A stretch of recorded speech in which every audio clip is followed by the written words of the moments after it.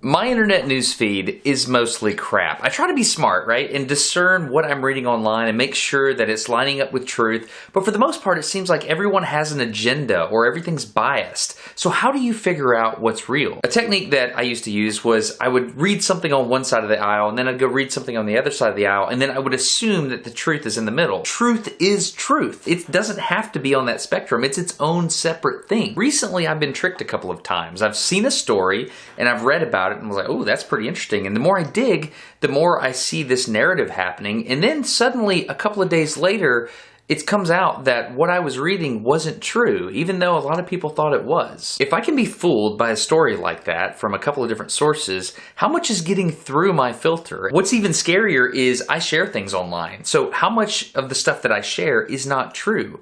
Like, am I part of the problem? Because I want to be a good guy. I want to be like a part of the solution. So here's how it works in engineering. If there's a process that's failing, you find the root cause of that failure and you try to fix it. In this case, my failure is the ability to discern fact from fiction online. There's a well-respected nonprofit school for journalism. It's called the Poynter Institute. They are the experts for good journalism. Poynter has created this program called MediaWise, and it's supported by Google to help people learn how to see what's true and what's not true online. I've partnered with MediaWise to make this video to figure out how I can help myself and other people learn how to separate fact from fiction online. As part of this partnership, I traveled to Austin, Texas to talk about misinformation online at South by Southwest. I want to introduce you to Katie Byron, who runs the MediaWise project. This is Katie.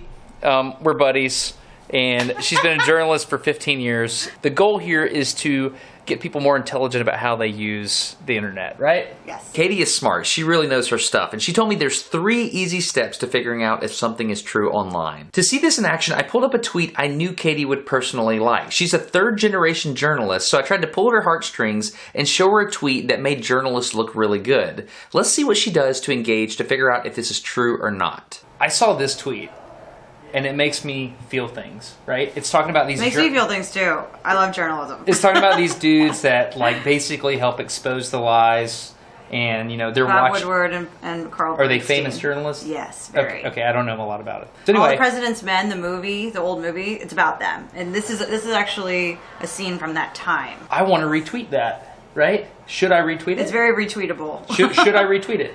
I mean, I think... Number 1, I would look at who is Don Winslow. Step 1, you can see that she tries to figure out who was behind the information. I hope he's not somebody really important that I should know who he is. Who's Don Winslow? Okay, Number 1, who's behind the information? You need to figure that out. He's an author. New York Times, number 1, international best-selling author of The Cartel. He's not necessarily an expert on the topic of journalism. That to me is not enough for the retweet. So next step, after you would not retweet it at this point? No. Okay. No. Okay. So now what do I do? There's no link to any additional information, and that to me is always a red flag. Always, to find more information about what they're saying. Number 2, what's the evidence? This is the most important step for Katie. And one thing I found was interesting is she didn't stop at just, is the story true? She went further. She wanted to see if the photo was real. To do this, she used a really clever technique. It's just a Google reverse image search. Use a reverse Google image search and right click and search Google for an image. It's as simple as that. This is one of my favorite tools. Oh, wow. Okay. So, first search results. Reddit, Bob Wood, Twitter, Blogspot, Tumblr. Scoop Nest, I don't know what that is. So I'm supposed to be looking for things that I recognize as reputable. And I spend all my days lateral reading, and I don't know any of these. So all this is These are all not reputable names or well-known sources. So that is a red flag in itself. But so what if I did this? What if I went up here to Tools and I searched, like, let's say, like last year? I should get an old source now. So maybe I can find the first person. Washington Post. What is this? So that's a good sign. NPR. Washington Post. So this is a panel, but not showing the photo, right? So that's a... night of his resignation felt like to you, Elizabeth? This is the night that he announced he was going to resign. The night he announced he was resigning. He's going to resign, and it was the next day that was truly bizarre. I think most people probably aren't going to sit through a 5-minute video to find out, right? So I think I'd go back to the search results, okay, and see what else we got. This is called. But that was an original source. Those were the guys. Yes, but we're trying to verify the veracity of the photo, right? Got it. Because somebody could have photoshopped in Nixon's You think image. differently than me. I've been like, Yeah. yeah, they were there, retweet. But you're trying to make sure that the image is real. You have a higher level of fidelity that's required. And skepticism, Skepticism. I think that because the internet is full of a lot of garbage. Yeah. Number 3, what do other sources say? Katie taught me a really interesting technique called lateral reading. Basically, that means instead of reading vertically and just looking at your news feed. Yeah, because I'm just scrolling on my phone. Yeah. Yeah, and you stop at a tweet or you stop at a Instagram meme or whatever.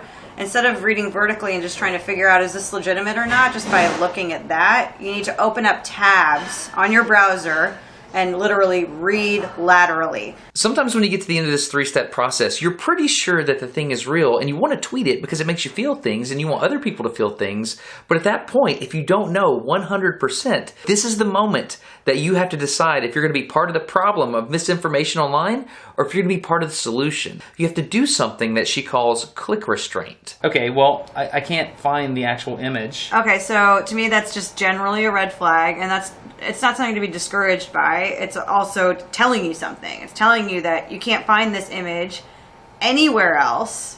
So it could be doctored, number 1. Number 2, I'm not going to feed that. I'm not going to retweet that. I'm not going to share that on my social media But those are your feed. homies. They're like talking about how journalism I know, is it's really amazing. tempting. This is like chocolate for a journalist, that tweet, Yeah.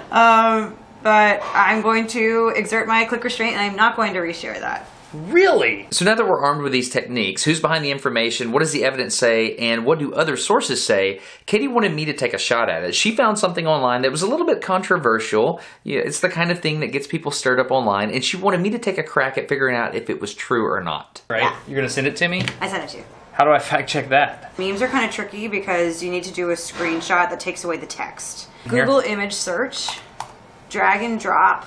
Arctic sea ice minimum? Is that You it? could try that. That's NASA, so that's always a good sign.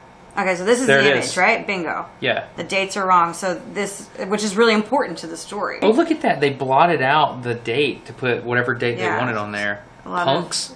It's called Just Facts page, too. Like, ultimately, the person that made that post was trying to say, like, hey, global warming is real, and if you don't believe it, you suck. But ultimately, they undermined what they were trying to do because they showed false data, and then somebody on the other side that's a climate change denier or whatever terminology you want to use to get excited about, Yeah. that person can say, see, you doctored the photos. Right. And so it muddies the waters and it makes truth this difficult thing to find. And so ultimately, even if you're trying to put an exclamation point beside the thing that you believe, Yeah. you can undercut your very cause. Exactly. I mean, it's like feeding the beast. Something I've been giving a lot of thought to recently is that in the developing moments of a new news story, that is the most likely time that I'm going to get misinformation online. I think it has to do with the speed of which the news cycle occurs, and to explain this, I have a metaphor for something I learned about fighter jets in the 50s. There was this colonel in the Air Force named Colonel John Boyd who developed a decision cycle called the OODA loop. He figured out if you could observe, orient, decide, and act first, you would complete your OODA loop before the enemy and you would almost always score hits and win. I asked my buddy Ben to make a simulation to help me illustrate this point. Here we have two fighter jets. They're constantly trying to outmaneuver each other. The only difference in the jets is that the red one is able to get through its decision cycle first. The blue one takes its time getting through its OODA loop, and as a result, it's always too slow and ends up reacting to information that's already changed. This means that no matter how many times I restart the simulation, the red jet is always going to be the one that's going to score the big hits. Now, think of your social media newsfeed like it's a war zone. It's not unlike the dogfights seen in aerial combat. It's a hyper-competitive environment where the stakes are high and reaction time matters. Instead of observe, orient, decide, act, let's change the decision cycle to how people make news posts online.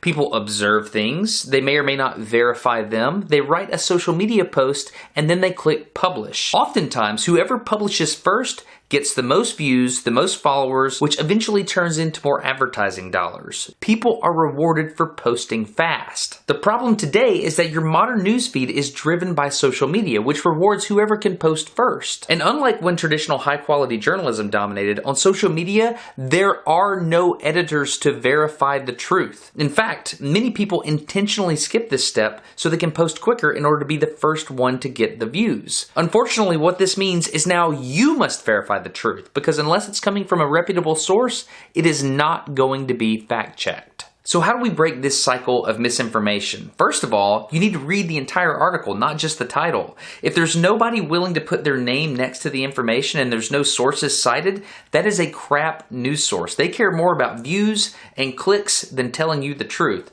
You should unsubscribe to that news source or that social media account, and you should clean up your news timeline. Good journalists exist. They do. You have to find them. You have to follow them. Reward them for their work. Share their work. Tell people, hey, this is a well-sourced article. You should follow this person. Do some lateral reading. Use Google to get to the heart of where that image came from. And most important of all, think before you click and share something online. Do some digging, try to fact check it yourself, and only then should you share information online. Do not spread misinformation.